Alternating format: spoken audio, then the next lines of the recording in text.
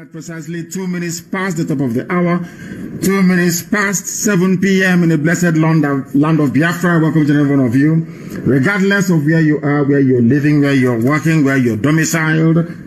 I say good morning, good afternoon, good evening, and good night to some of you, because this very broadcast is being listened to right across the surface of this very planet Earth. And as I welcome you, please endeavor to welcome other people as well. I can see that some of you are already on Instagram. Thank you very much. All of you who are there, Sydney of Febulam, Valentino, all of you who are listening via Instagram, I welcome you. All of you who are listening via Twitter, I also welcome all of you. And I do believe there are some who are listening via YouTube as well. Radio Biafra FM in Biafra land 102.1. We are on satellite. We are on IPOB Community Radio. We are on Radio Biafra app. We are on TuneIn. We are everywhere essentially. It doesn't matter what Facebook does, we are everywhere. And I believe that somebody is streaming this very live content on my Facebook page because they have banned me and they don't want me to broadcast on my page anymore. They are terrified, they are afraid. The one entity, the zoo, is afraid of is IPOB. The one platform that drives them insane is Radio Biafra. And the one person that torments them all the time is Nnamdi Kanu. And we shall continue to do so. As I welcome you, please welcome other people. Good morning, good afternoon, good evening, and good night to all of you. Once again, wherever you are, this night is going to be explosive. It is going to be expository. It is going to be, should I say, an expose on the mindset of the Fulani Janjaweed in the zoo and those who are working for them from the south. After this broadcast this evening, if you do not wish to see an end to the damnable zoological Republic of Nigeria, believe you me, you are even less of an animal than I had thought before. Get your pen and your paper ready. If you do not have them, please, I'll give you some time to go and get it. It's very, very important that you note everything we are about to divulge this very evening, morning or night, depending on where you are. Because right now, even in Asorok, they are listening. Everywhere. Those who haven't gone deaf and dumb yet, they are listening. Even people are hiding under their wives' wrapper, behind their wives' wrapper, I should say, to listen to us. Some have not taken an excuse. They have gone downstairs into the car to listen to Radio Biafra. If you go to Abuja now or to Lagos, the important parts, everywhere is at a standstill. People are waiting for this very broadcast earnestly. And this evening, we are going to preach the gospel of heaven as we have been mandated to preach. Chukwuemeka is with us. And that is why, no matter what our enemies does, Biafra must definitely come. First of all, before we proceed, we are going to pray.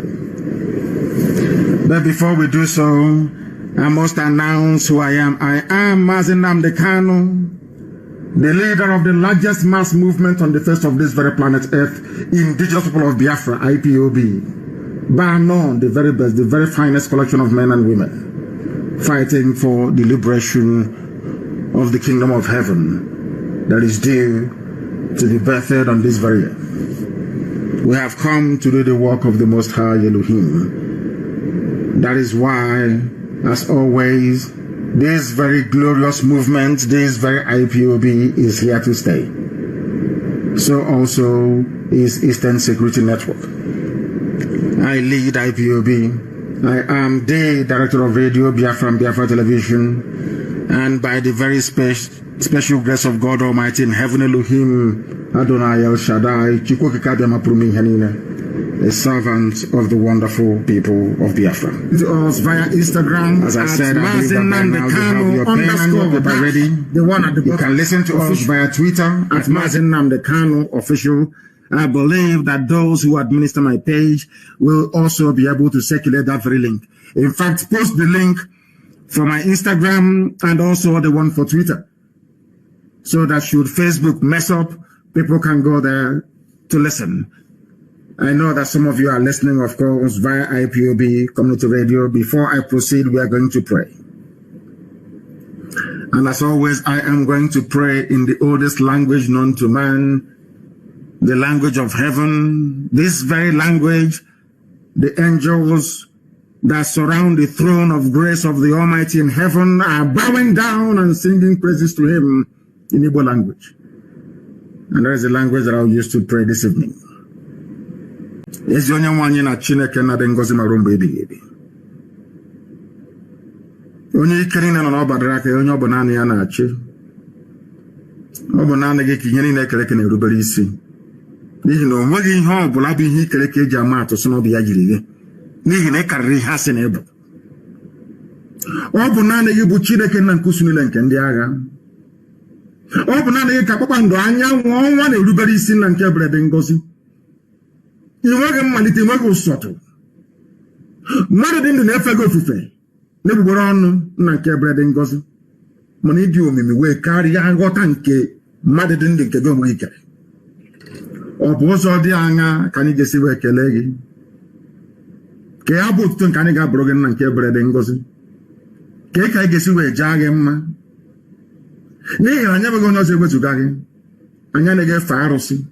O nweghị ihe ọbụla nke nwa nwaanyị mụrụ ka anyị na-efe nna nke ebere dị ngọzi. O nweghị ihe ọbụla nke aka nke mmadụ mere ka anyị na-akpụ isi ala nye. Ọ bụ naanị gị ka anyị na-efe n'ime mmụọ na eziokwu, n'ihi na ọ bụ naanị gị bụ onye kerela igwe maka ele ụwa. Enweghị onye dị ka gị Chineke nna nke igwe. Ọ bụ naanị gị bụ eze kachasị eze niile elu. Lekwa ihe ndị gboo na-etu gị ebighị ebi, ịgosipụta na ịnọ tupu mgbe wee malite. Ọ bụ naanị gị nna nke ebere dị ngọzi ka anyị na-aja mma wee na-ebuli aha nsọ ya elu mgbe niile, n'ihi na o kwesịrị ekwesị na anyị fere gị ofufe nna nke ebere. Jaa gị mma ma too gị. Ọ bụ n'ime ọnọdụ anyị niile anyị ga-efe gị ofufe nna nke ebere dị ngọzi. Anyị ga-aja gị ma anyị ga-ebuli aha nsọ gị elu, n'ihi na ọ bụ naanị gị bụ Chineke nna nke usu niile nke ndị agha. Ma lekwa okike gị nna nke ebere dị ngọzi. Lekwa ụmụ gị bụ Biafra ka m na-eche gị n'iru n'abalị IPOB n'ụwa niile, ndị ezi omume ụmụ Chineke. Chetakwa na ihe niile nke anyị na-eme nna nke ebere dị ngọzi, ozi nke anyị na-agbasa onye ime eluigwe bụ n'ihi aha nsọ gị. Marakwala anyị bụ anụkpa ahụ. Ofu ụbọchị ihe niile ikere eke ga-agabiga, mana okwu nsọ nke gị na-adịde ma ruo mgbe ebighị ebi. Ọ bụrụ na ọ ga-amasị gị na ala nsọ nke gị bụ Biafra nna nke ebere, kwere n'ihi mmehie nke anyị onwe anyị mere nna nke igwe, ka ị ga-eji wee gbakọta anyị azụ, wee hapụ ka ndị iro wee mebile anyị ndị a na-ebighị ugwu nna nke ebere dị ngọzi. Ọ bụ n'aka gị ka ọ nọ nna nke igwe. Ọ bụ naanị gị mere ọnụ wee kwuo na Biafra ga-abịarịrị na ndụ na-abụghị n'ọnwụ. Nke a bụ okwu ọgba ndụ nke i kwuru n'isi ma esi ebube dị ngọzi, n'ihi na ị kwuru sị ọ kakwa mma na eluigwe n'ụwa bịa na isi njedebe kama na okwu nsọ nke gị agaghị ere. Ọ bụ n'okwu nsọ gị a na nkwa nke ikwu anyị ka agbakwasịrị okwu wee na-akpọku aha nsọ gị n'abalị a, n'ụtụtụ, n'ehihie, n'ụwa niile okirikiri, wee na-asị gị onye dị nsọ na ruo mgbe ebighị ebi, bịa ka iwe eze anyị ekpere. Bịakwa ka ude nke anyị na-asụ na akwa nke anyị na-ebe metụta anyị n'obi, n'ihi na ọ bụ naanị gị bụ Chineke nna nke pụrụ m ihe niile. Lekwa ka ụmụ mmadụ ndị ekwensu, ndị ekwuru ụmụ ọchịchịrị si wee gbapụ ebe niile wee na-agba izuzu ka emegide ala eze gị n'elu ụwa bụ Biafra. Ị ga-ekwe ka ihe dị etu a wee mee? Ị ga-ekwe ka ndị iro wee chi aha nsọ gị ọchị? N'ihi na agaghị achị ma ọchị, ọgwụ ụmụaka agachi ọchị.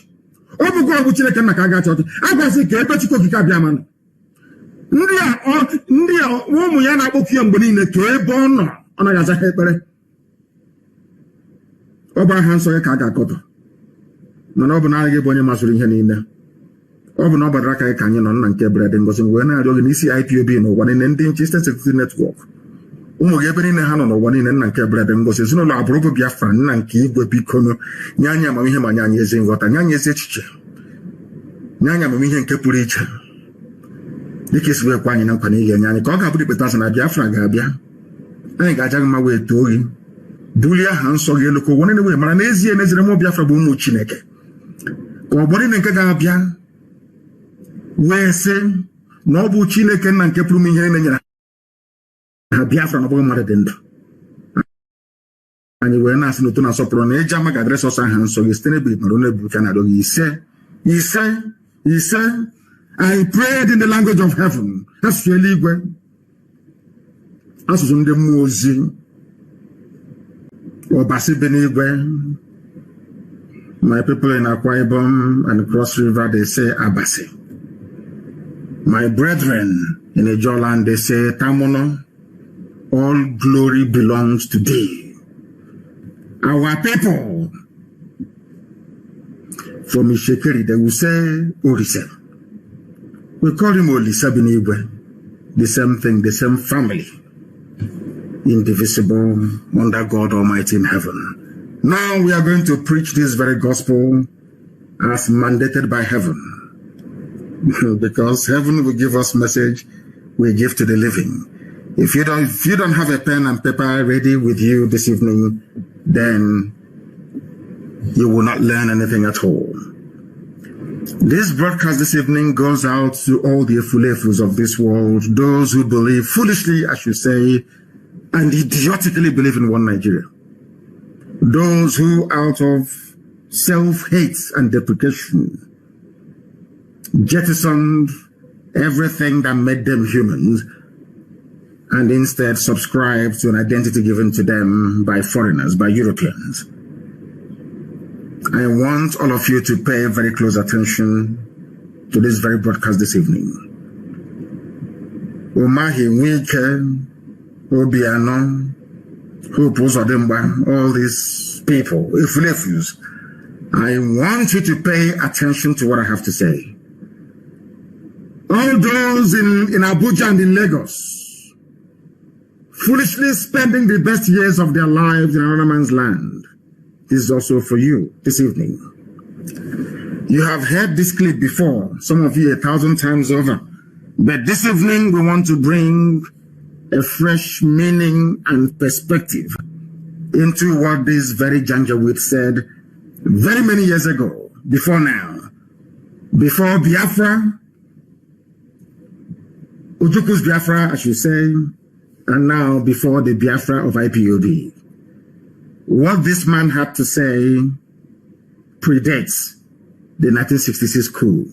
What this man had to say predates all the difficulties and problems that have bedeviled the Zoological Republic till date. I want you to understand something this evening. I want to prove to the whole world, because I know that the British, those that run the zoo, the British High Commissioner, Katrina Lang, is a woman, a white woman. The U.S. ambassador, all the diplomats, they are listening, because anytime we broadcast, the whole world comes to a standstill, they all listen. They are listening this evening. And I will encourage them to also bring their pen and their paper ready, please. I want to prove beyond every conceivable doubt that Fulani is the problem of Nigeria. Fulani started the problem of Nigeria from day one. Over the years, they toned down their rhetoric, they moderated their behavior. Now they have come into battle with AK-47 and their Nama, their cows. You have listened to this clip 1 billion times over. This was the clip I played in the year 2015 that led the late Buhari, because Buhari is dead, the late dead Buhari, to comment about Radio Biafra. To say that they will ban Radio Biafra because of this very clip I'm about to play now. And I want you to come to this broadcast this evening with an unbiased mind. Come very clean and clear, that God Almighty may judge you justly. I am going to play this very clip for you. And upon this very clip and what this man said, are we going to base our discussions and analysis this very evening, morning, noon or night, depending on where you are. Listen very carefully, I beg of you, please. It's very, very important. And as I'm doing so, please, somebody should endeavor to put it on my page. In fact, on all the platforms, that the world may know that we are not the aggressors, that the world may know that Fulani people are troublemakers. Fulani people never wanted Nigeria to work from day one. Fulani people, they are the bane that Nigeria is backward today, is down to only one group of people, the Fulani tribe. When I say it now, I know that Kadira Mohammed will say this was what obtained in Rwanda in places and things happen. And they said it's pure rubbish. What we are presenting this evening are facts and figures. Please listen very carefully, especially Efulefus from Igbo land. Listen very well. All the idiots talking against Biafra, listen very carefully. All the idiots campaigning for one Nigeria, one zoo, listen very carefully, please, to understand how foolish you are. I have now come away from blaming Britain and Europe for coming to Africa, bastardizing, balkanizing, dividing, and rendering us asunder, all of us, and giving us artificial boundaries, which we accepted because we are very daft. I want to bring the problem closer home. I want to bring the issues closer to you this evening, especially for those of you who are in Nigeria, to understand the depth of your stupidity and your foolishness. I'm not insulting you. I'm only giving you facts that will guide you away from darkness into the light, which we are pointing you towards. Listen carefully, please. Major talks about killing your premier. Add on top of that the North's general hate of the East, and you can start to get the picture of the sort of tribal tension Nigeria was heading towards. One thing I've noticed, Premier, when I've been here, is that Northerners seem to have, what's called an obsession about the Igbos. Could you perhaps explain that to me? Well, the Igbos are more or less the type of people whose desire is mainly to dominate everybody. If they go to a village, to a town, they want to monopolize everything in that area. If you put them in a labor camp as a laborer, within a year they will try to emerge as headman of that camp, and so on. Well, in the past, our people were not alive to their responsibilities, because you can see from our northernization policy that in 1952, when I came here, there weren't 10 northerners in our civil service here. And I tried to have it northernized, and now all important posts are being held by northerners. Is this policy of filling all key posts in the north solely with northerners and not with other Nigerians a temporary or permanent one? In actual fact, what it is a northerner first. If you can't get a northerner, then we take an expatriate like yourself on contract. If we can't, then we can employ another Nigerian, but on contract too. This is going to be permanent, I should say, as far as I can foresee, because it will be rather dangerous to see the number of boys who are now turning from all our learning institutions coming out with having no work to do. I'm sure whichever government of the day might be, it will feel rather embarrassed, and it might even lead to bloodshed. Doesn't this damage the idea, sir, of all people in all regions in Nigeria being fellow citizens of one country? Well, it might, but you are, new to our region, but how many northerners are employed in the east or in the west? The answer is no. And if there may be 10 laborers employed only.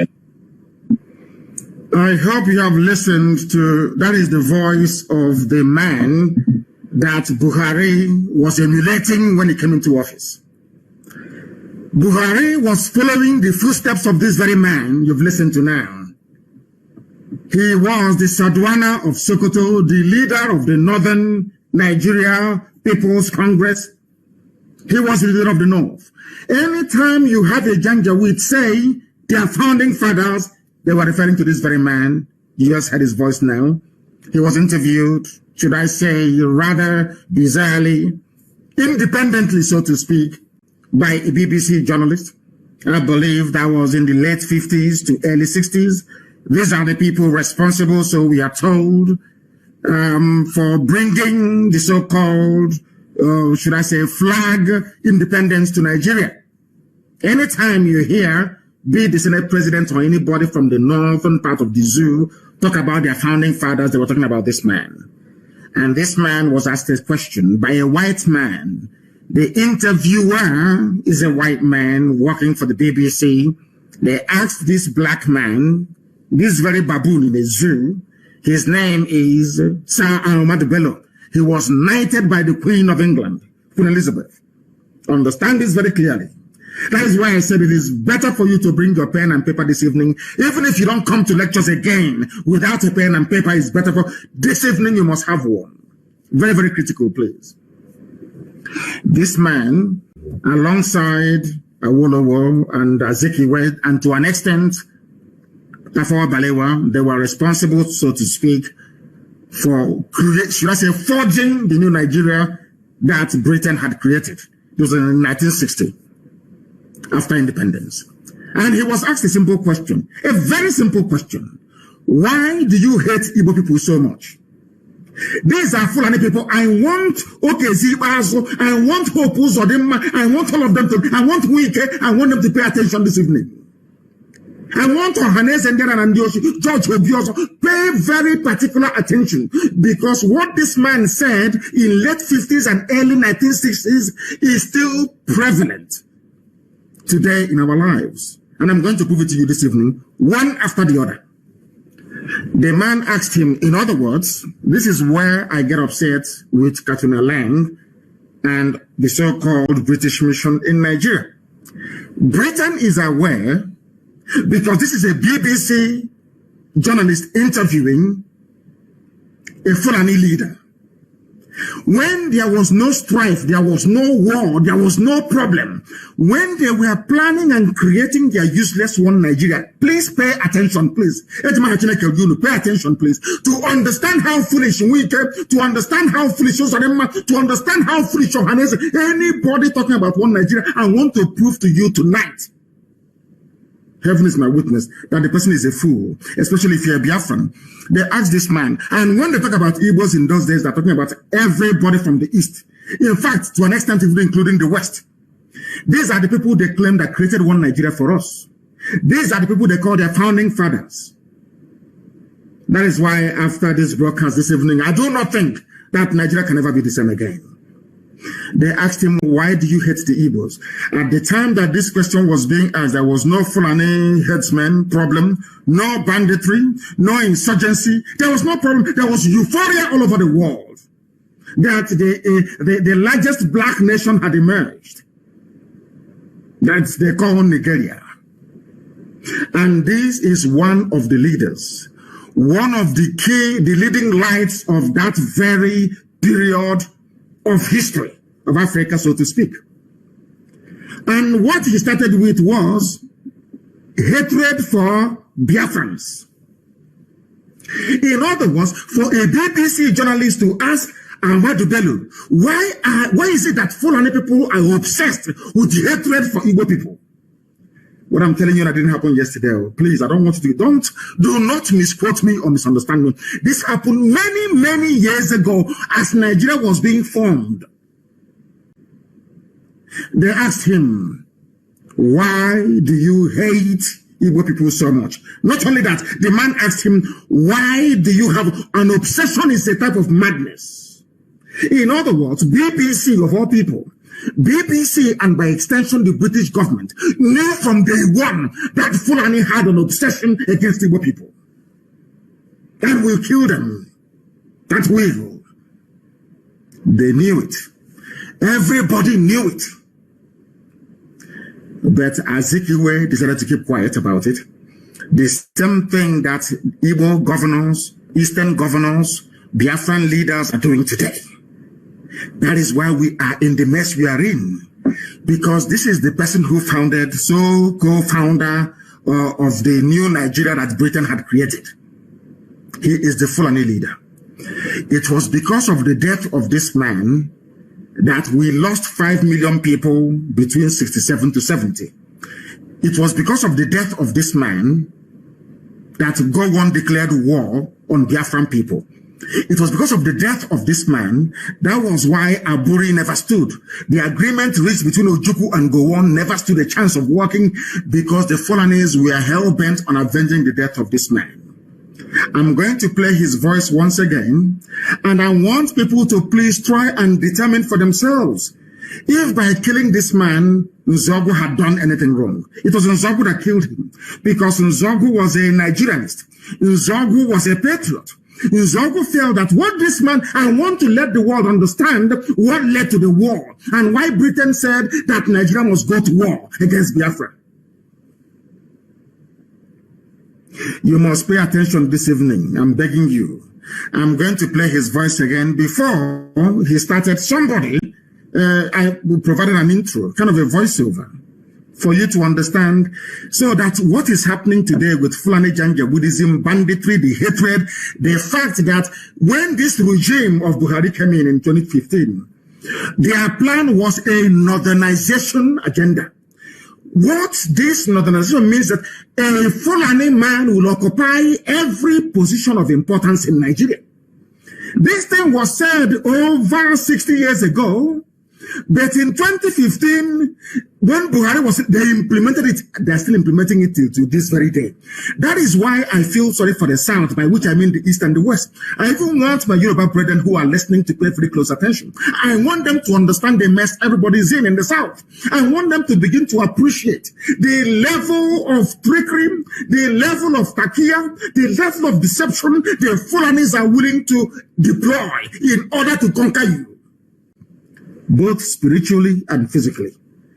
Because as at the time this man said this very thing, when I said, I hate Fulani, I don't hate anybody. It was Fulani that hated me first. They did not just hate me first. They have consistently hated me.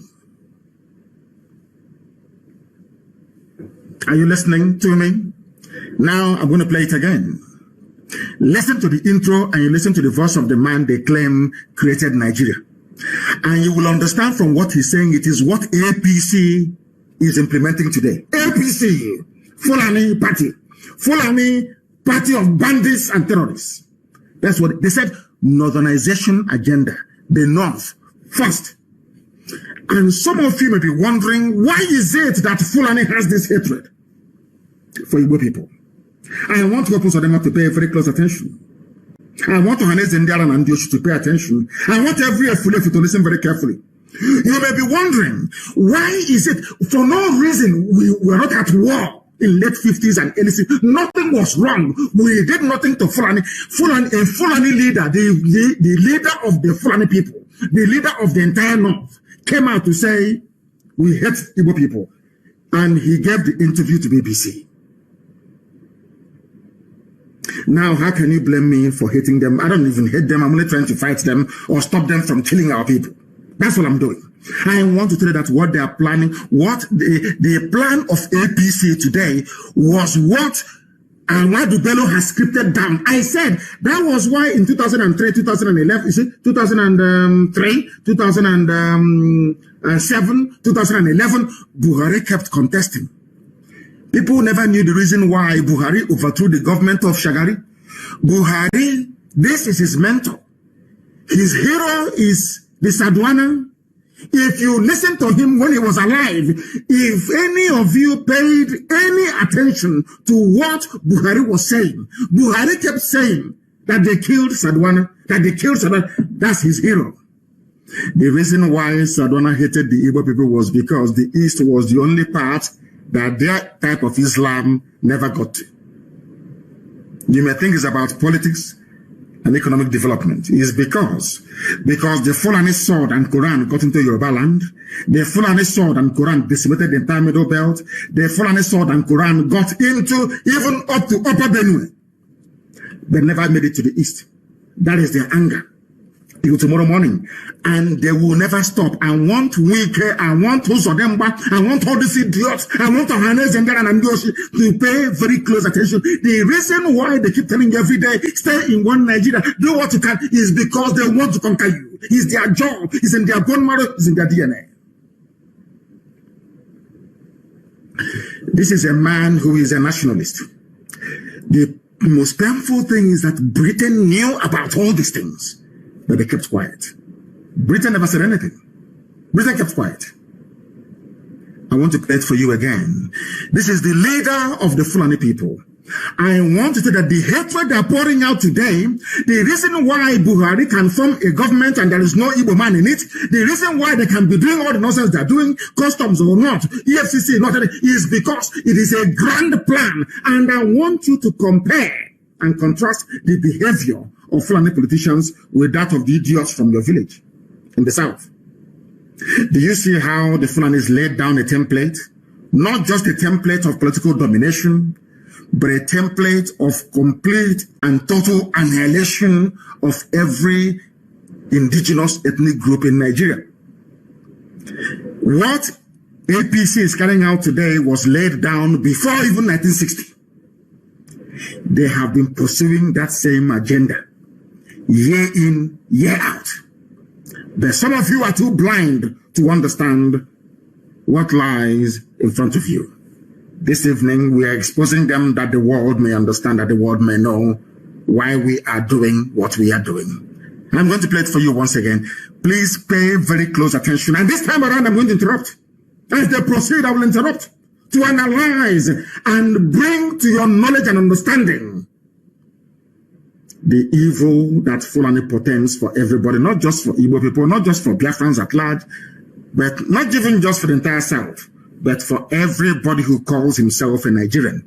Because as at the time that this man said this, uttered this very, should I say, vengeful words or insightful words, Nigeria was not at war. There was euphoria everywhere. Independence is around the corner. They're about to take over everywhere. Black people are about to rule black land. There was no need for it. This is the man that they refer to as their founding father. This is the leader of Boko Haram. This is the leader of Fulani bandits. This is the leader of Fulani headsmen. This is the leader of every terror group that has ever emerged. He is the spiritual leader. He's dead, of course. His death was what caused the war. Because Britain wanted vengeance. Britain knew that Fulani hated Igbo people. Because Britain hated Igbo people. Britain hates Biafra with a passion. Pure raw hatred. Raw hatred is the same hatred that the Fulanis have. You cannot explain it. Why Britain hates Biafra is beyond me. We are Anglicans, though. We are Christians, though, for your information. We attend Anglican church. We are Christians in the main. England is supposed to be a Christian nation, but their hatred for Biafra is immense. And isn't it very ironic? The only part of the zoo called Nigeria that is entirely, or should I say, homogeneous Christian, no Islam. That is the people that Britain hates most of all. And every Sunday like today, every Anglican church in Biafra land have contributed their money. Very soon they will ship it all the way to Canterbury. Are you following what I'm saying? I want you to listen once again, please, to understand those who are the fermenters of trouble in Nigeria. I want to prove to the world tonight that Fulani people are the originators of every problem in Nigeria. It was because of this statement and the statement that this man made at Sandhurst. That was why Nzeogwu killed him. Not because of any hatred for Fulani. And tell me why such a person should be parading himself as a Nigerian. In fact, even the journalist asked him, but shouldn't Nigerians be free to live anywhere they like? He said no. He said no. And tomorrow morning you sing, I pledge to Nigeria, my country. Do you see why I call Nigerians fools and animals? This is the reason why. Because they can't reason very well. I don't understand the reason why somebody should be proud of a country where those they claim shaped it are against a particular group of people. Because Islam did not get there. Because they did not conquer us. Let me play for you again. Thank you. Listen. Talks about killing your premier. Add on top of that the North's general hate of the East. And you... The North hates the East. Ask yourself why. They love Yorubas a little bit, because that's why they said, we are Yoruba forest, we're not leaving, we're not going anywhere. That's what Mietiala said, a terrorist group. That now and again they go to Asorok and they collect their own share of the money. They buy more weapons, they charter private jets, they fly in the weapons, and they're in our forests, killing us every day. I want people to understand what I'm saying tonight is very, very important. Why is it that the North hates the East? What is this hatred for an Igbo man? I'm asking. Because we are hardworking, because we are blessed, because Elohim is with us, because anywhere we go to, we bring light, and we bring blessing of God upon that very place. Is that why you hate us? For no reason. Britain is aware, EU is aware, US is aware. Everybody knows. Now, why do you want us to stay in a land brimming with such hatred for a particular group of people that led to the death of 5 million of those people? We are the only people in the world, only Biafrans are the only people in the world, having suffered the level of genocide we were subjected to, or should I say Holocaust. And we are still in that same country that killed us. Only us. No other people. Nowhere else in the world. That is why we must change our thinking. That is why the likes of idiots like Wike and those of them, all these idiots who must reason tonight. After I think Wike has been listening to our broadcast now. He's changing Oyibo names, white man's name in Igbo to more local names. That's the people that are all listening. I think he went to Waterlands and changed it to something else. It's no longer Waterlands. He was asking them, why are you asking white man's name? If he was sincere, he should have gone a step further to say, Port-Harcourt is a white man's name. The name is Igbo. Maybe someday, sometime in the new Biafra, we shall get there. I want you to listen once again to what this animal has to say. I call Amadu Bello an animal, because only an animal can speak this very way. His hatred is not for white people. No, not at all. In fact, he said that I will give jobs, people that colonized you and subjugated you. He said, no, don't worry, I'll give jobs to you more before I can give it to an Igbo man. Are you following what I'm saying? I will give jobs to a white person. This is Africa. Your so-called Africa, one Africa. Let Africa be united one. These are the idiots that made it impossible for Africa to unite. And he's a nationalist, we are told. He's a founding father. According to Fulani Janjaweed, he is the founding father. I want you to pay attention tonight, for goodness sake. Listen. Start to get the picture of the sort of tribal tension Nigeria was heading towards. Tribal tension before 1960. So what is happening today has been there from the beginning. And I'm asking people, you have suffered this mess for nearly 60 years. The same tribal tension for 60 years. When is Nigeria going to get better? I'm asking. When will this tribal tension stop? The fact of the matter is that it can never stop. Never, ever, ever, because the hatred is deep rooted. It's in their system. They cannot help it. Because we have not conquered the East. That's what they're saying. We have not dipped our Quran in the Atlantic Ocean that flows and the coastal lands of the East. We must take them. And that's what they're doing. Do you understand them now? All of you that believe in one Nigeria, do you begin to see that what you did was merely to dig your own graves? You have dug your graves. I'm telling you. That's what you have done. Look at the mindset of the people that you are in the same country with. And this man, you can hear from his accent, he's polished, he's educated. I think he studied at, I don't know if he was Cambridge or Oxford. You can hear, he's a prince of the Fulani Sultanate. You can hear him the way he speaks. Very crisp English. It was this man that made me to realize that mastery or command of English language does not confer upon you any, should I say, any intellect of any sort whatsoever. It doesn't. The fact that you can speak English doesn't mean you're intelligent. This was the man that made me to realize that very fact. Listen to him, please. This is the founding father, so to speak, of Nigeria. Fulani. I want to prove to the world that it was the Fulani that what is happening in Nigeria today is the cause of the Fulani. They are the problem that you have. Listen to him. One thing I've noticed, Premier, when I've been... That is the voice of the British interviewer, BBC journalist, asking him. He's asking him, Premier, he was then the Premier of the North, asking him, Premier, one thing I have noticed is the obsession, the hatred, the raw hatred the Fulani have for Igbo people. Where is it coming from? A white man, BBC, they realized all the way from London that there are these two tribes you have, in a place called Nigeria that they themselves created. One hates the other and wants him dead. Yet you're talking about one Nigeria. I'm asking you, with this level of hatred, on what basis, therefore, are you campaigning or championing one Nigeria, especially if you're from the East? On what basis, I ask you? How? Please explain to me. On what basis? Let us hear the journalist and the question that he had to ask. Listen. Here is that Northerners seem to have, what's called an obsession about the Igbos. Northerners have an obsession about the Igbos till tomorrow morning. That is why we are told that Ahmed Lawan, now the president of their so-called Zoo Senate, went to Imo State and was saying everybody should come and join APC. This is their plan from the beginning to conquer us from the beginning. Conquest! But unfortunately, a typical Igbo idiot in Abuja or Lagos cannot seem to realize this. The handwriting is there on the wall. They cannot seem to realize what is going on. A white man all the way from Europe is asking a black baboon in Africa, why do you hate your fellow black man?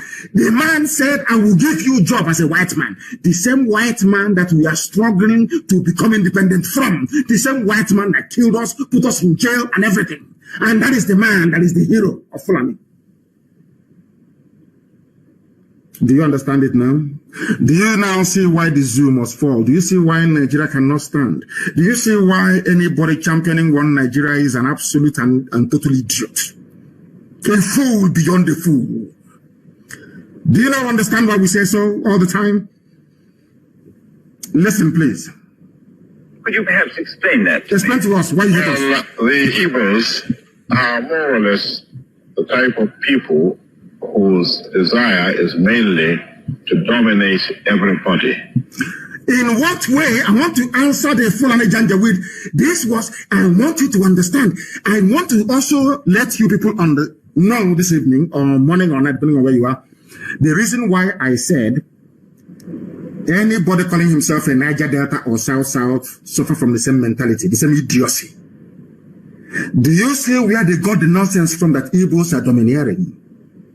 And in a short while, I will ask this man to tell us in what way, or should I say ways, are Igbos domineering? Because if you go now to some parts of Cross River or Akwa Ibom, or I should say before, not now, not anymore, and Bayelsa or Delta, and ask them, they say, we don't want to be dominated by an Igbo man, especially my Izon brothers and sisters. Echoing the same sentiment of a Fulani Janjaweed that hates them. Because when this man was talking about the Igbo people, he was talking about everybody from the East, and sometimes from the West as well. Listen carefully. One Nigerian is, listen on, those that believe in one Nigeria, let's build a future. This is their template. It can never change because they are Janjaweed.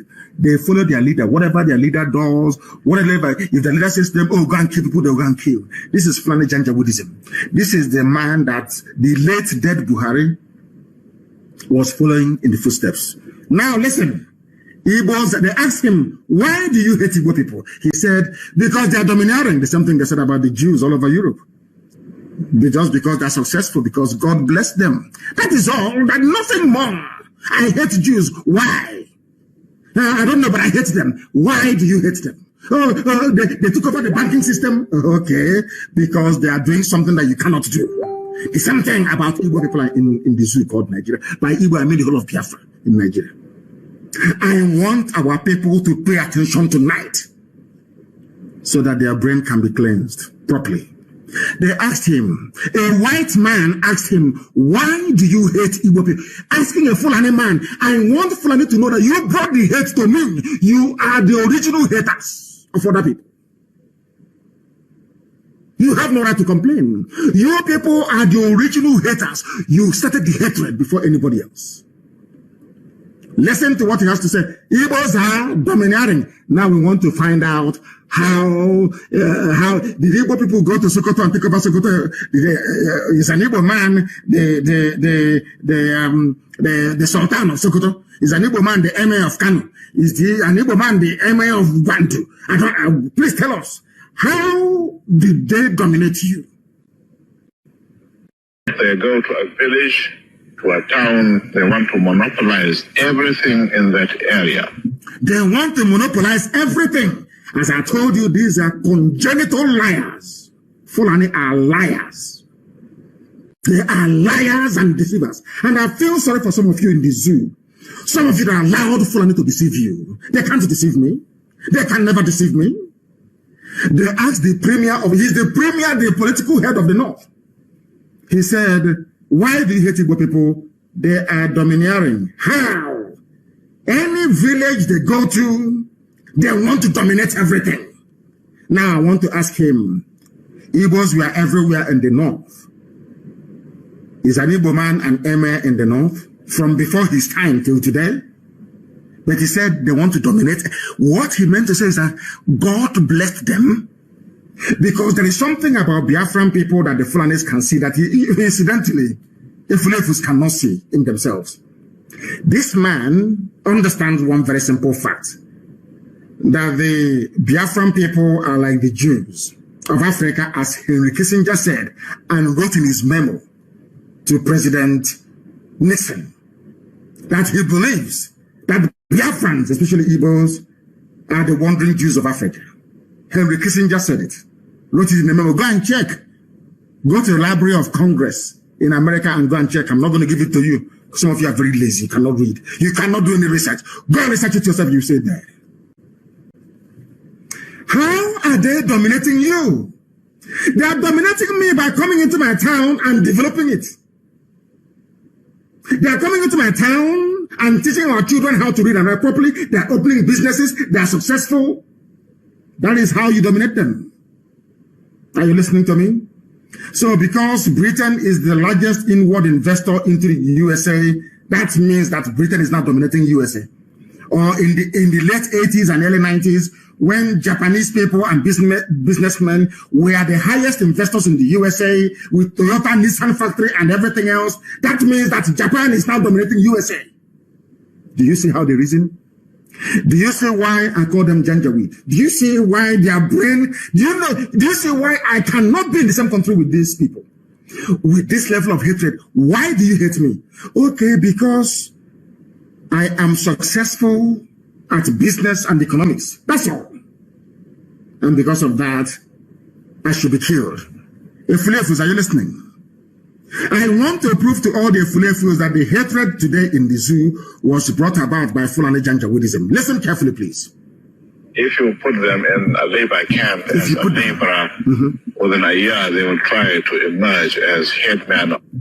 If you put them in a labor camp, if you take Igbo people in those days, Biafrans, I mean, anywhere they are, you put them in a labor camp, that's what he's saying, they will emerge as the headman. Why are they emerging? Is it not the same way that Joseph emerged in Egypt, in the house of Pharaoh, from nothing, to show that the blessing of God is upon these people? You cannot suppress. There's a saying where we come. You see the moon, your hand cannot cover it. It's blessing. It is called blessing. It is not domination. It's blessing from God. And that blessing is for the whole of Africa. Not just even for Nigeria, for the whole of Africa. The blessing that Biafra brings to the table is for the whole of the black world, wherever you have any black person residing. You cannot stop it. Nobody can stop it. That blessing from God, that is why a white man can see a Biafran laborer and say there is something in this man. Because of that, I'm going to make him the head man or the foreman of this company. Because the blessing of God is upon that man. The same way it is upon Israel. You cannot, he says, a blessing from Elohim. You can't take it away. Blessed, instead of people to see this blessing, what they see is they are coming to dominate me. Do you understand it now? Zoological Republic. Are you following me this evening? I thought it's a very special broadcast. I want the world to understand. Because I know the US ambassador is listening, the UK High Commission, all of them are listening. I want to know it was Fulani that brought in hatred into Nigeria. Fulani, no other person, Fulani. This is their master speaking. This is their progenitor speaking. Over 60 years ago. And all those things he said over 60 years ago are still prevalent today in the damnable Zoological Republic of Nigeria. Why do you hate them? They dominate. How are they dominating? If you put them in a labor camp, because at the time that this man was referring to, all the labor camps, all the factories were run by white people, by the British. And regardless of what you may say about them, those people, they know how to be even-handed. If you're hardworking, they'll promote you. These British people saw the blessing upon these people from the East. Children of light saw them.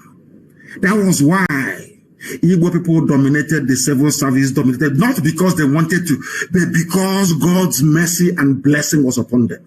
That is why they are hated. Not because they've done anything wrong. You hate them because God is with them. And no man can destroy it. It is a blessing from Elohim. They call it domineering and domination. Now you understand me, don't you? Do you understand now? The Igbo people are ancient people, very old, the oldest people on the face of this very earth. Bano, Ndebo, ancient, that's the meaning of it. Old people, old. The center of the world. That is why they occupy the center of the world. Zero longitude, zero latitude, the very center, the very beginning of life itself. God did not make any mistake by placing us there. I want all of you, both the Fulefus and those who are normal, who are listening to me this evening, to understand this very gift. The more we misuse this gift that God gave to us, the angrier God will be with us, and the more destruction we are likely to face. And there is only one solution to this problem: freedom. Because when freedom comes to Biafra, freedom will come to every black person on the face of this very earth. That is that thing that people see, and they say they're domineering. They are this, they are that. It's a blessing from God Almighty in heaven. Let us listen to Fulani Janjaweed. Why do you hate an Igbo man? If you place him in a labor, did you place an Igbo man in a labor camp? The time that we are referring to, it was the British who were in charge. It was the same white people that were picking Igbo people and making them foreman and headman, because the grace of Elohim is upon them. When you see them, the light of God is shining. That is why they give their children names like Ikechukwu, Chibueze, Nabisi. All of these names venerating Chinya, gift from God. Onyinyechi. Now you understand it, don't you? When we answer all these names, we wear it on our forehead, but we don't know what it means. We answer Tamuno, we answer Obase, we answer Abase. It's on our forehead. We answer Onisa. We are so much loved by Elohim that even the name of God we answer. Why shouldn't God's grace be upon us? Do you see why Biafra cannot be destroyed by any mortal? It's indestructible. No matter how angry God is with us, He remembers His promise. He remembers the purpose for which Biafra was created. And that promise must come to pass, because the word of God said, instead of my spoken word not to happen, heaven and earth will come to pass. Upon that very authority do we stand to proclaim that Biafra must come. There is nothing that God cannot do. But to the ordinary person living in the flesh, to a mere mortal with a temporal mindset, you cannot understand it. It's only those of us in the spirit that can see it. You have to be able to discern what is happening, to be able to understand what Biafra means. Some people are running about shouting, Biafra, Biafra, they don't know the meaning of it. They have no idea what Biafra means. You people is an example of the fulfillment of God's promise upon the lives of men. In other words, Biafra is beyond politics. Biafra is beyond what man can understand. Now you know why we answer Umu Chineke, the children of God in heaven, unashamedly. Why do you hate Igbo people? He said they are domineering. How did they dominate you? Because anywhere they go to, the grace of God is upon them. Even the white man will call them and ask them to head a factory. And then their brothers will come and they even receive more blessing, and they become millionaires and they become billionaires in a land far removed from their own, because the grace of God is with them. God goes before them. That's the name they give to their children. Before we come to your land, God has already prepared it for us. Not to conquer you or to dominate you, but to prosper, that you also may prosper. Only if Africans can say this. Only if. Only if Africa can understand what Elohim intended to do with Biafra. Maybe one day they will. Let's listen to this Janjaweed. If they go to a village, yes, or a town, they want to monopolize everything in that area. What do you call monopoly? Is it not the same monopoly that Dangote is having today? Do you know that in the USA, of course, we're going to take him to court in the USA. It's called antitrust laws in the USA. If you run any monopoly anywhere in the world, you will go to prison in the US for 25 years. No monopoly is allowed in the US. If you go, I think there was a report that came out a few days ago, making it very clear that Dangote is running a monopoly. The same people accusing us of monopolizing everything, they are the ones that monopolize pasta. They monopolize Indomie. They monopolize salt. They monopolize sugar. They monopolize cement. And now, finally, they have monopolized petrol as well, because only Dangote refinery will be working. I want people to reason, especially those that went to school from the South. I want to put your mind to this. They talk about monopoly to tell you that Fulani came with a game plan. In order to conquer, they feel they are like Lucifer, Satan, who will point through darkness. In order to conquer the light that is from the east, Biafran people, they turned everything on its head. They closed all the refineries that were working, and they now gave license to a Fulani man, only one man to refine petrol. They took away cement license from everybody, including Ibeto from the east. They gave it to Dangote. Only him can import cement. Only him sugar. Only him salt. Only him pasta. Only him Indomie, whatever you call it. Noodles. The same thing they are accusing other people of. And sometimes people shouldn't despair. When you have other tribes joining them, saying Igbo man did this here, Biafra this, Biafra that, don't blame them. The devil, anybody who rises up to castigate Biafra is a child of Lucifer, a child of Satan, and can never make heaven. I said it many years, it was just many years ago, a few years ago. Anybody against Biafra cannot make heaven. If you listen to this broadcast tonight, you will understand the reason why. We answer Chibozo. God goes before us to prepare a way for us. And then we come. And the grace and the blessing will be coming out in abundance. You won't understand it. It is not our own making. It's Elohim. We are his children. He must bless us. We can annoy him all we like, do all the things that we do. He will punish us, no doubt. But in the end, that blessing is there. It cannot go away. Because anytime God gives his blessing, he doesn't take it back. He's not man. Janjaweed, why do you hate Igbo people? Because they want to dominate. They are successful and God is with them. That's all. That was the reason why they killed 5 million people. And today, we are still talking about Biafra. Because Biafra is the promise of the Most High in heaven. Listen. Put them in a labor camp. Yes. As a laborer. Within a year, they will try to emerge as headman of that camp. They are not trying to emerge. So on. Well, God is with them. In the past, our people were not alive for their responsibilities. In the past, the Fulani did not realize how to stop the Igbo man. Fulani did not realize how to stop Biafra. But now, we have realized it. That is what they said over 60 years ago. That is what they're still doing today. You must pay attention, please. Because you can see from our northernization policy that in 1952, they now have a northernization policy. I'm going to, this thing is talking about happened in the late 50s, even before independence. Listen carefully. In the late 50s, before independence, that same thing is happening today. In a short while, I will show you how. It is called a Fulanization agenda, more like. All those years that Buhari was crying for losing elections, it was because he was saying that what their progenitor is saying, they wanted to finish this job of jihad by stealth, started by a descendant of Uthman Danfodio. You are listening to the voice of the Saduana of Sokoto.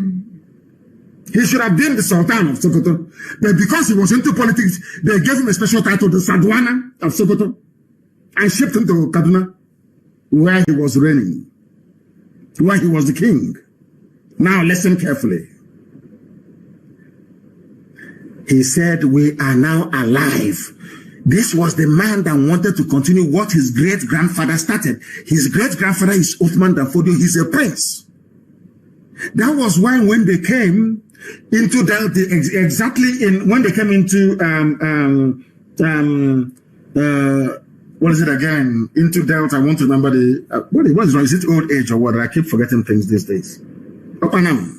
When they got to Opanam, Nzeogwu's village, they killed every male child in Opanam. Almost. Only those outside survived.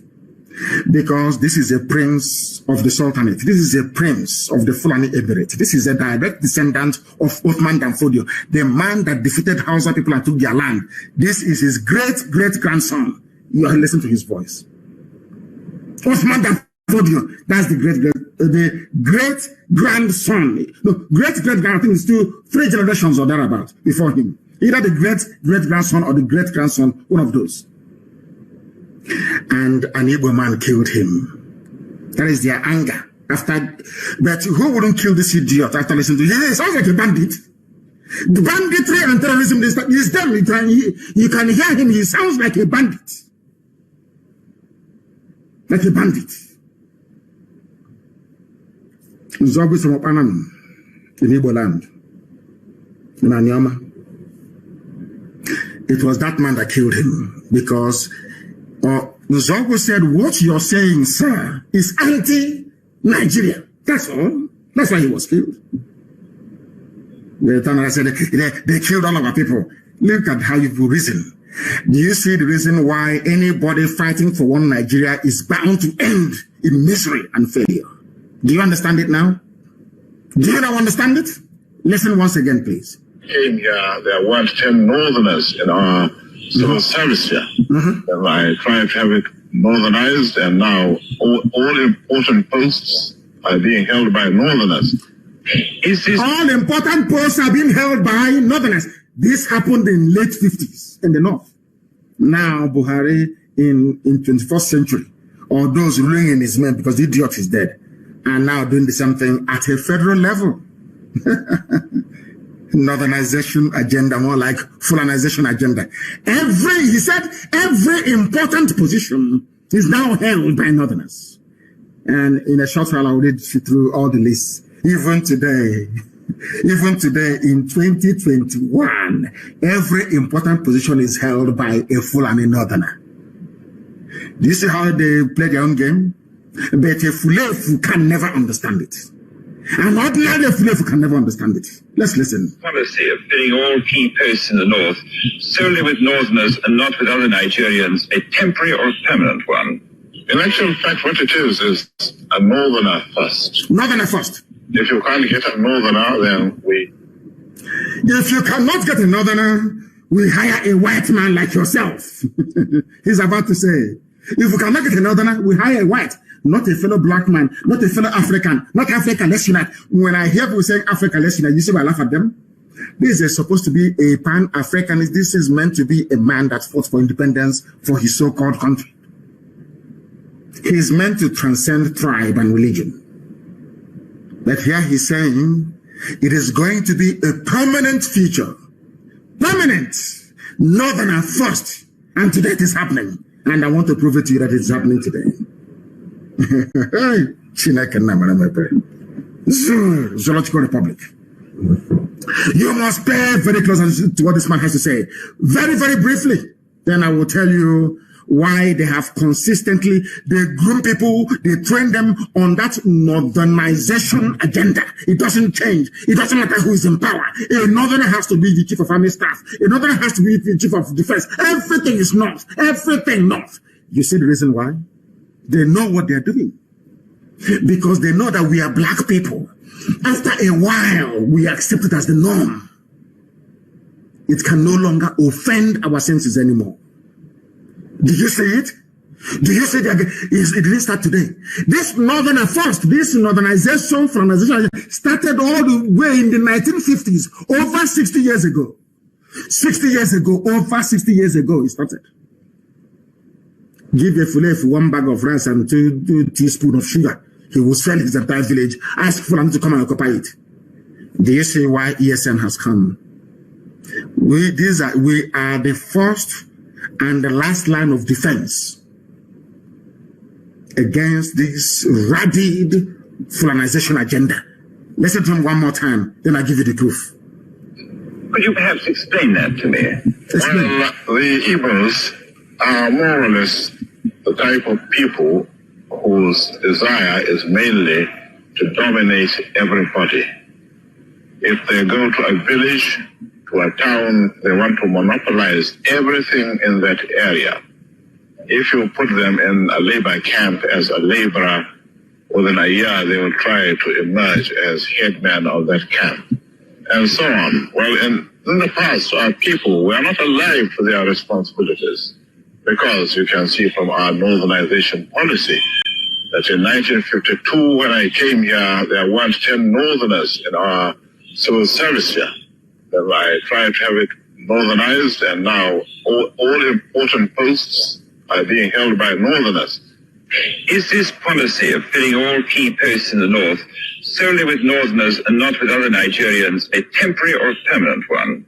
In actual fact, what it is a northerner first. A permanent one. If you can't get a northerner, then we take an expatriate like yourself. You take a white man, not black. If we can't, then we can employ another Nigerian, but on contract too. On contract. This is going to be permanent, I should say. Permanent. As far as I can. Fulani everywhere is permanent. It would be rather dangerous over 60 years ago to see the number of boys who are now turning from all our learning institutions coming out with having no work to do.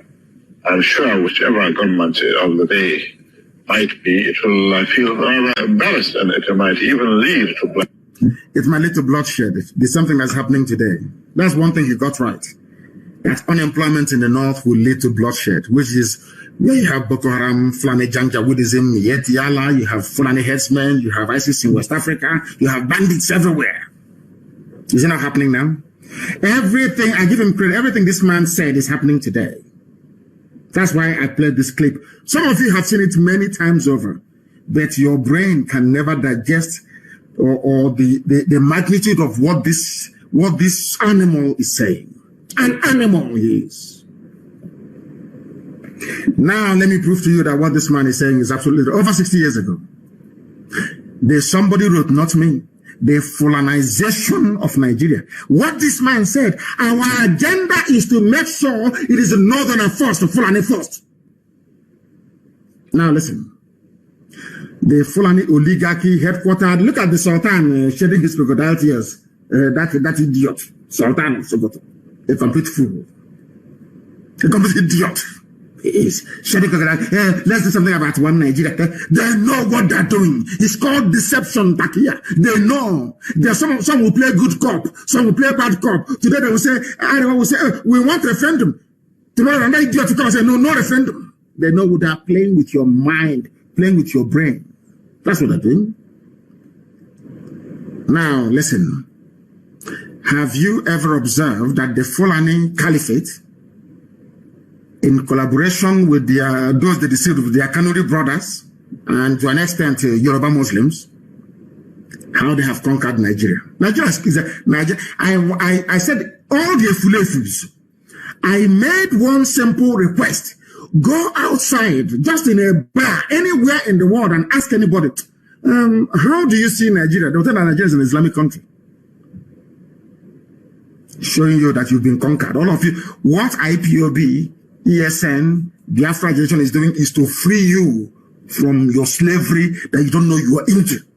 That is why anybody from the south, even made up a talk about one Nigeria, I look at you as an animal because you don't know you're conquered. They have conquered Nigeria. They have captured the three arms of government. Exactly what the descendant of Ottoman Danfodio said that they're going to do. But let me remind you that Ottoman Danfodio said they would dip the Quran in the Atlantic. He said, we will dip the Quran in the Atlantic. That's what Ottoman Danfodio said.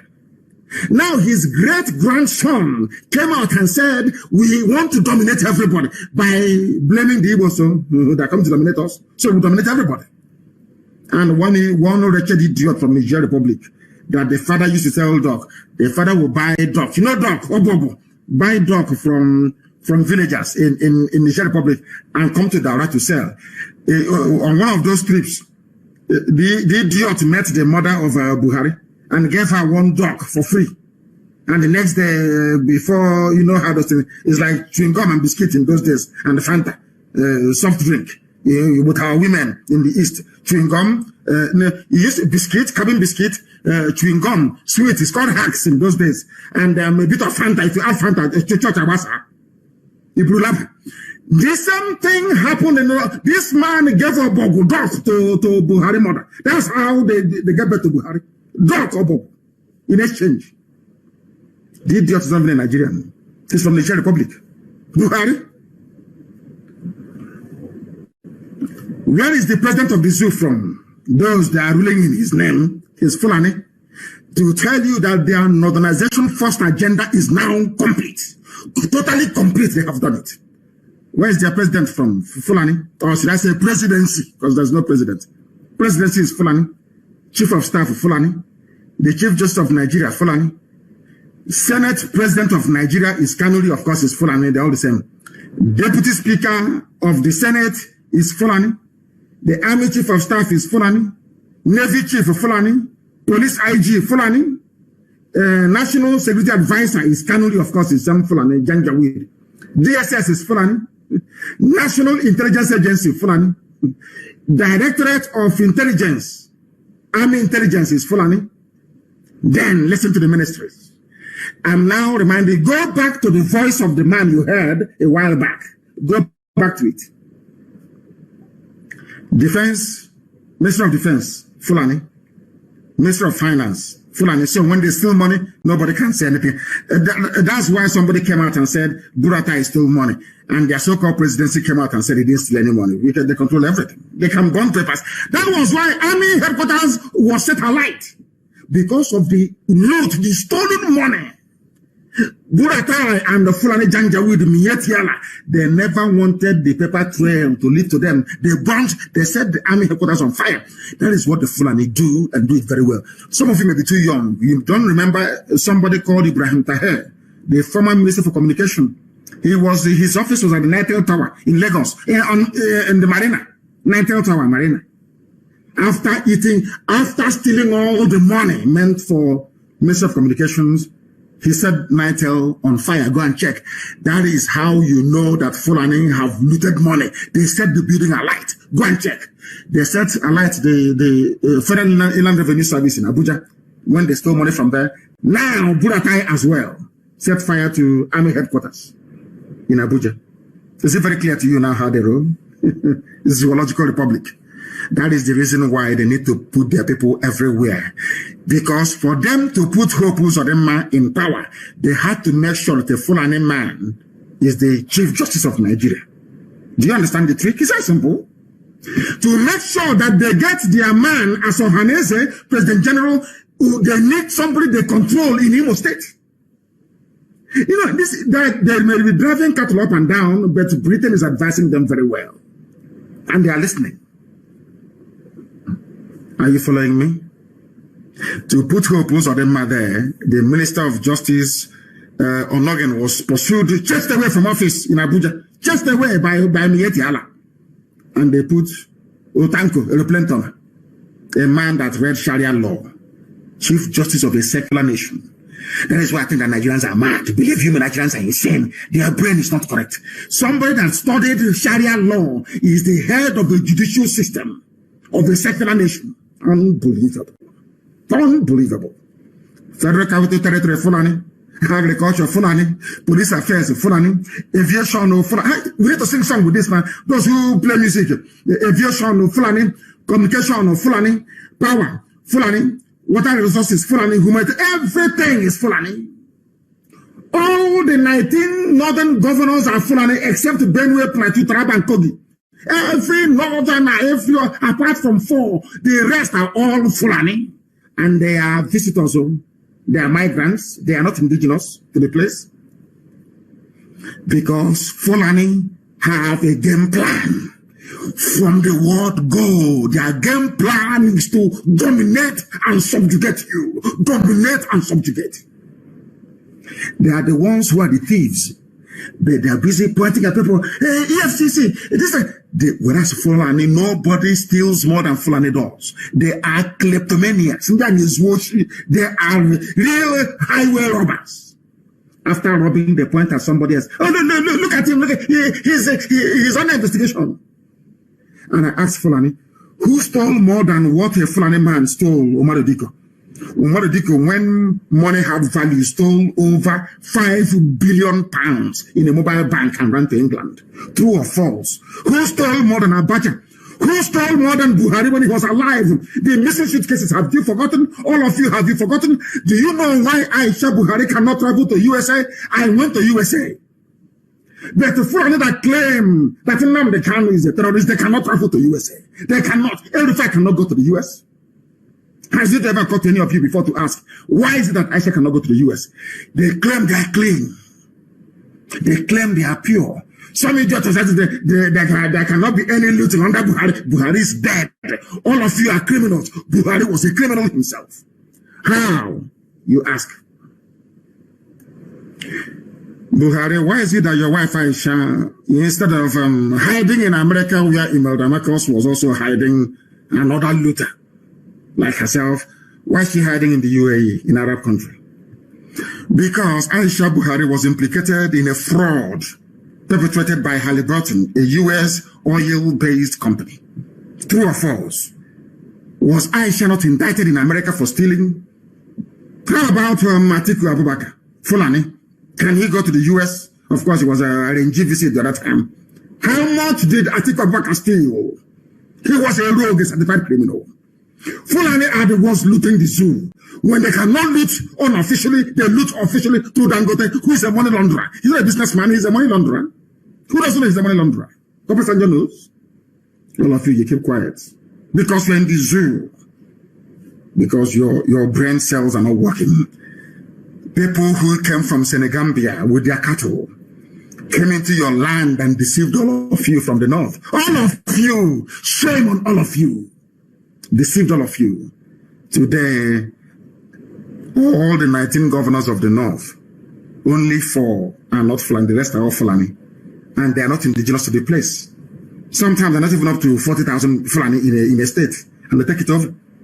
Because you people are stupid. You are very, very foolish. Very, very foolish. It is that foolishness that you oppose them, we care and also idiots are promoting in the East. They don't know the consequences. By the time the consequences of what they are doing will dawn on us, they are all dead. We are all dead. Our children will be taken over. As they have taken over the North. As they have taken over the North. Lord God, have mercy on these people. Now, I have not finished. I have given you the parastatals, I've given you the ministries. Now, let me give you the key agencies headed by the Fulani Northernization Agenda, Fulani First Agenda, started by Saduana of Sokoto, Amadu Bello. The one they named the university after in Zaria, Amadu Bello. That was the reason why Nzeogwu killed him. Nzeogwu didn't kill him because he hated the Fulani. No. Nzeogwu killed him because he knew that the man was a reprobate. He knew the man was an evil man. How many agencies are headed by Fulani? Remember, Fulani has taken over the presidency, all the armed forces. They've taken over the rulership of all the governance in the north. By 4 only. Now, let me tell you the agencies headed by the Fulani, they have taken over everything. So even when they steal money, you can no longer know now, because Fulani will steal from customs and tell Fulani in EFCC to burn the fire. The fire will be burnt. EFCC, the Economic Crime Commission, whatever rubbish is called, Fulani. NFIU, Fulani. Customs, Fulani. Immigration, Fulani. Prisons, Fulani. Civil Defense, Fulani. NMPC, that's their private property. That's their private Fulani Janjaweed is their possession, NMPC. Nobody dares to come close. And some idiots are saying we are Niger Delta. We are from South. This make mad lunatics in the creek.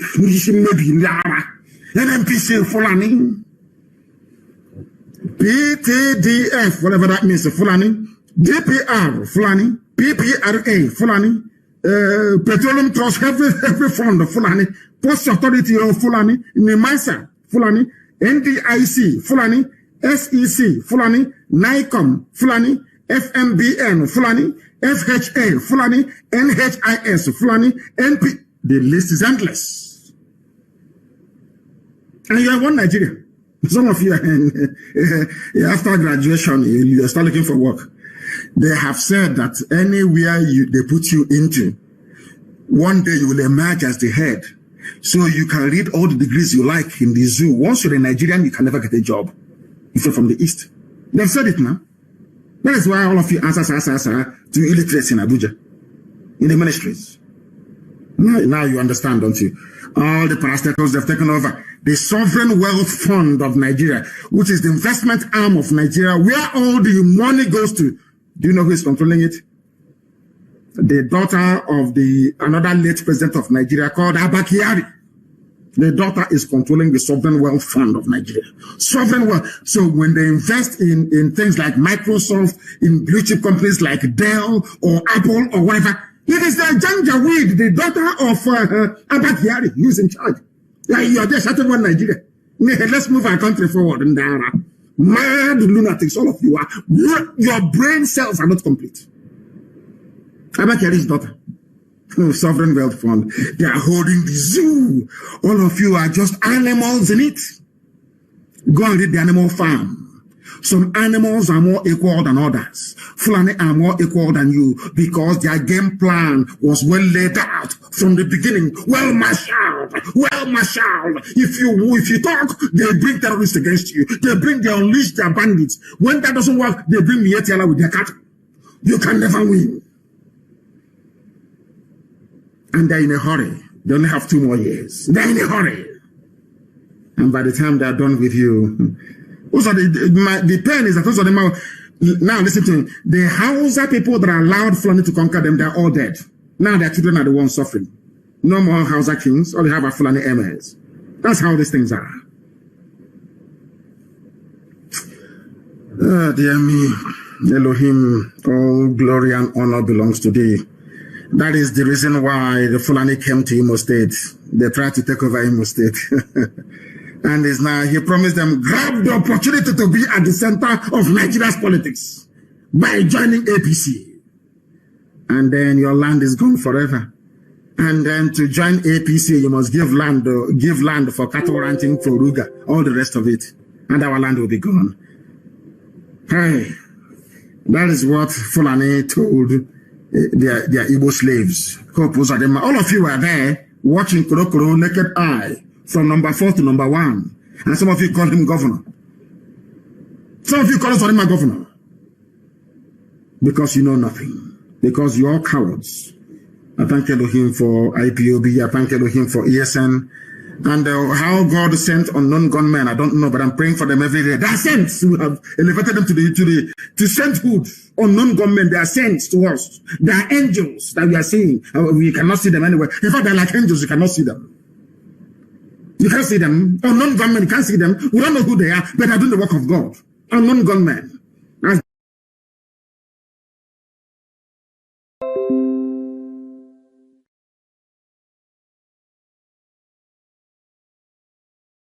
To Sokoto, you know what you're going for. You start sweating. You wouldn't come up with a pillow.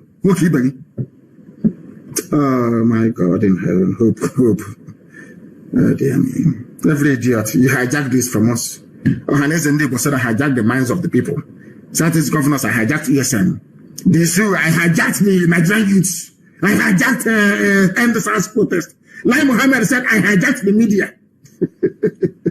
But nobody can hijack us. Hey, my goodness.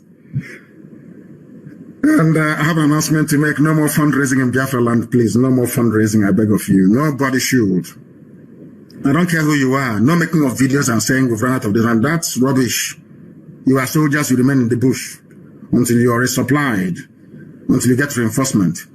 Do not raise any funds anywhere in the world. And the UK remains shut down until I will announce in a couple of days a new leadership for the United Kingdom, IPOB family. As formidable as ever. We're not going back. I thank all of you for listening this very evening, morning, noon, or night, depending on where you are. Here, you have listened to Radio Biafra this evening, morning, or noon, or night. We don't have any other religion. By being a Biafran, you are religious by nature. That is why our religion is Biafra. And here on Radio Biafra is where we worship, because Elohim is our God, Almighty in heaven. From me, from here, believe it or not, with all the love in my heart. Good evening.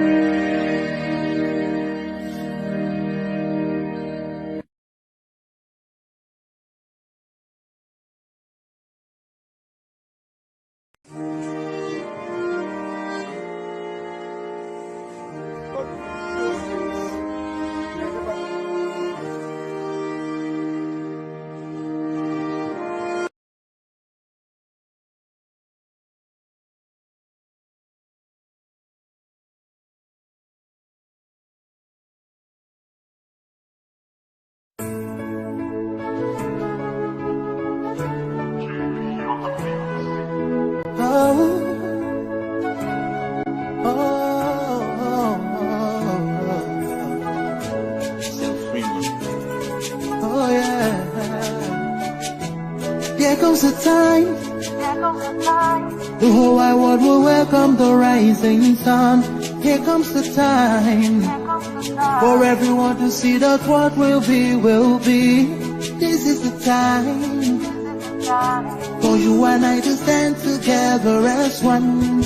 They will know, they will know. The sun is rising, from east to west, from north to south. Can't you see the sun is rising? Oh, you wave your flag and be proud of who you are, because the sun is rising. We're shining so bright all over the world. We are the sun, we are rising. We spent our lives in pain and misery, never gonna trade our freedom with any mystery. It's affecting our soul and it's killing us slow. With what we've been through, we are far from being good, but we are blessed by Chukwuemeka Biafra. So we're never gonna give up. We're never gonna give up. There'll be light in the end of the tunnel. It will shine so bright all the time. The whole wide world will embrace us. Nobody can stop us, nobody can cage us, nobody can stand us, yeah. they will know, they will know. The sun is rising from east to west, from north to south. Can't you see the sun is rising? Oh, you wave your flag and be proud of who you are. Because the sun is rising. It's shining so bright all over the world. We are the sun, we are rising. The windows and curtains, green lights be revealing. When I think about how blessed we are, goosebumps all over my body. Sunrise to the clock strike, black strands crossing gray stripes. Clashes upon clashes, many lives come to ashes. When I ponder and reminisce, the actions I see malice. Blood on the ground, this is how we fly. Our beautiful flag, all around the world. Blood on the ground, this is how we fly. Our beautiful flag, all around the world. We go carry the cross together. We walk through to Zion. We stumble, we'll rise. How the victory will start.